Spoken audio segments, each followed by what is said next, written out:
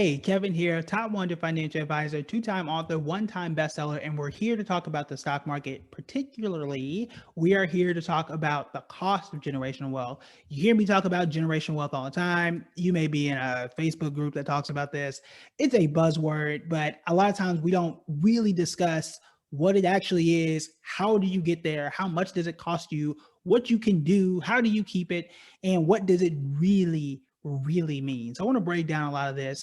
Why are we talking about it today? Because number one, it's my passion. It's what we talk about often here. But also, we just had a brand new article drop on Business Insider, written by your boy, that talks a lot about it as well. So I want to discuss a few of those strategies, as well as give you some information and insights on how you can start this as well. So let me pull this up right quick. Give me a second. All right. So I have the tweet here. I'll read it to you. We'll talk about it. So if you invested just $80 a month in the S&P 500, this is something that is relatively simple. It's actually very simple. The S&P 500, it's the 500 largest companies, Apple, Google, all the ones you can think about. Those 500 can be in one simple index fund. For example, I'm thinking of VOO, which is the Vanguard S&P 500 index. Just that, right? If you did that for $80 a month in that investment, going all the way back to 2015, that's for just 5 years. It feels like forever. It's just 5 years, $80 a month. Now think about it. From 2015 to now, it's a lot that's gone on. We went through the 2016 presidential election. We went through the coronavirus. We went through all of that stuff, and you still would have had $8,200. That's not bad for $20 a week. That ain't bad at all for $20 a week. That's it. Now, if you extend that, the longer you invest, usually, especially in index funds, the more money you tend to make. If you go back to 2010, you'd have $22,600. That is a very decent, very nice, brand new, decent car by the time my kids are 12 and 10.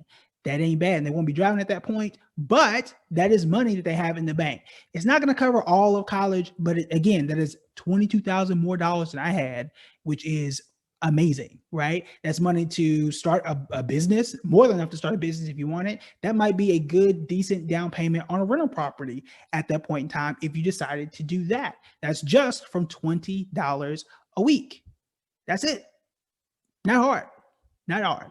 All right. So if we continue and we go back 20 years, because again, the longer you invest, in most cases, it compounds and grows and grows and grows. So if we go all the way back to the year 2000 and think of all the things we've gone through since 2000, we're looking at the dot-com bust, 9/11, you got the Great Recession and the coronavirus and Ebola, all those elections in between then, and you still would have had $80,000 from just $80 a month. That's it. $80 a month, $80,000. Now, that's not a guarantee from 2020 to 2030, but we would assume, because we have data to show this, that you're going to be somewhere around that, give or take a few $1,000s. Again, not a guarantee, but we've been doing this for quite some time in terms of measuring what the S&P 500 has done. And it's just from $20 a week. $80,000 is a very nice car. It could be two nice cars if you really wanted to. That is a very good down payment on either multiple rental properties or a single family home if you wanted to do that.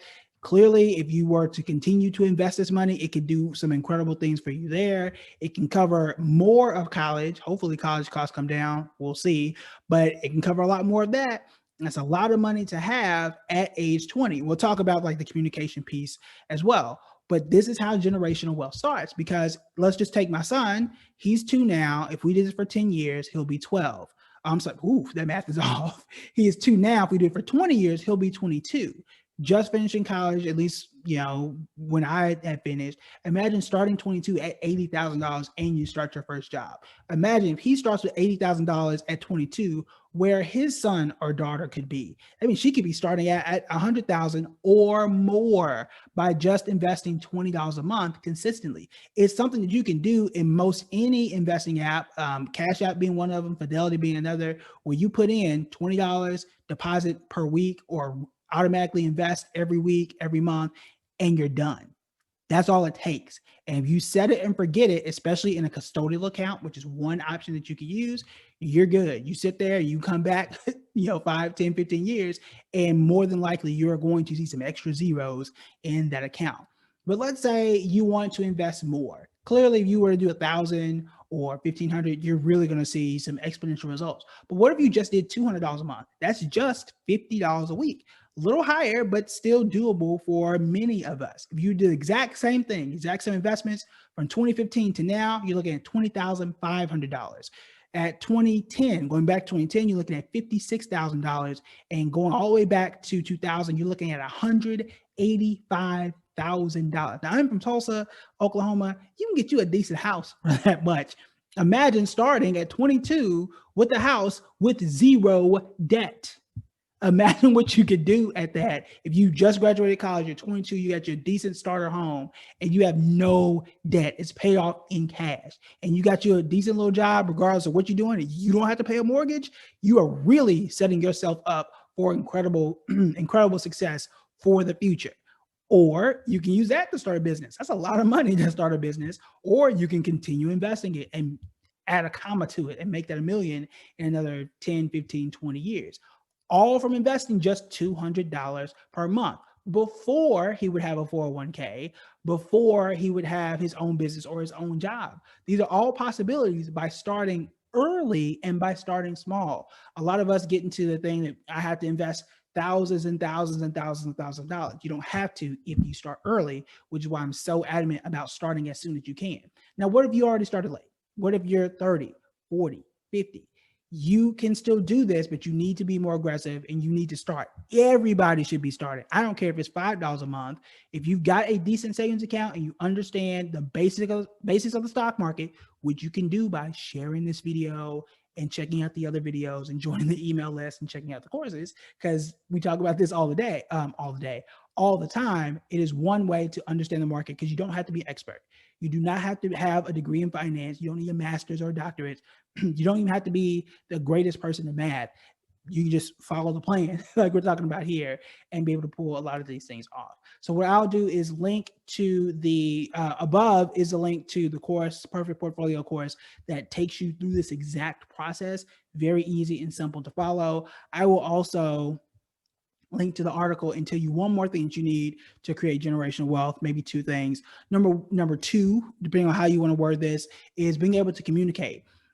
It's not enough for me to save for my kids. It's not enough for me to invest for my kids. If you've seen him, if you see the article, you see my son in there, you've seen him in these videos, you see my daughter in these videos, because you need to have those conversations. Because the more I talk about it with them, say, hey, look, dad is building you this. We are communicating. We are selecting the stocks and the investments. The more invested he is in it, and he's less likely to squander. If you don't talk about it, you just do it in secret and say, ta-da, here's $100,000. Well, of course they're going to spend it, because it's going to feel like a prize. It doesn't feel like work. It doesn't feel like they earned it. It doesn't feel like they had any hand in it.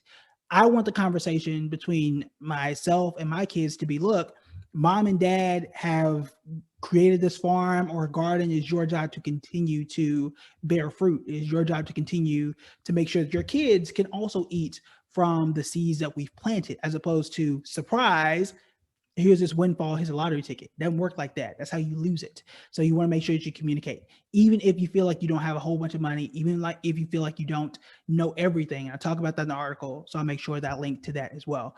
We talked about investing early, and then lastly, I want to make regular updates. So I make sure that I check my kids' accounts at least twice a year. We talked about why that's my process. You can do it up to 4 times a year. You don't want to do it more than that, because election season is coming, and then the market will be down, and then you'll get too much into it. You'll get upset. Relax. If you're investing on behalf of your kids, your nieces, your nephews, even yourself, let it ride. The market tends to grow regardless of who is in office. The market tends to grow over time. So just let it ride, let it grow, no matter what amount you start at. All right. So before we finish, again, make sure that you share this video. I will try and add those links to the comment section, as if I can, if it allows me to do that. And make sure you check out the Perfect Portfolio course. I show you how to choose the funds for you and how to prevent yourself, or at least reduce the risk of losing money in the market. Because if you're new to this, you might be afraid. You might say, look, I don't have a lot of money. I don't want to lose it. How do I do this process? There are all these funds out here. How do I make sure that I'm choosing the right ones? The Perfect Portfolio course will help you do that. And you get my guidance throughout the entire process. If you have questions, write them in the comments below, or email me at Kevin@BuildingBread. If you sign up for the course, you're able to message me, and I almost always get back within a few hours if you have questions. So make sure you check out the Perfect Portfolio course. Make sure you share the video, and I'll talk to you guys later.